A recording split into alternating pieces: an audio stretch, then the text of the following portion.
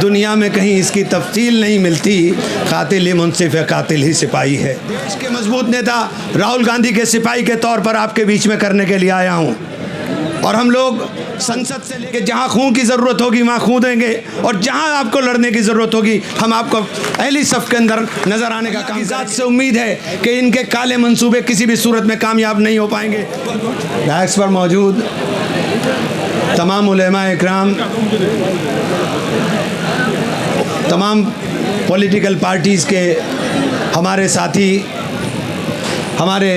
साथी member of parliament, और यहाँ पर मौजूद मेरे तमाम मुअज़्ज़िज़ बुज़ुर्गों साथियों, महसूस ही होता है दौरे तबाही है, शीशे की अदालत में पत्थर की गवाही है। दुनिया में कहीं इसकी तफसील नहीं मिलती।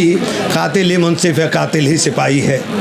आज ये मुल्क के हालात बने हैं, और जिस तरह से वक्फ कानून ला करके संविधान की धज्जियाँ उड़ाने की कोशिश देश के अंदर करने का काम किया जा रहा है, मैं उस लड़ाई के अंदर अपनी छोटी सी हिस्सेदारी अपनी पार्टी के और हमारे देश के मजबूत नेता राहुल गांधी के सिपाही के तौर पर आपके बीच में करने के लिए आया हूं।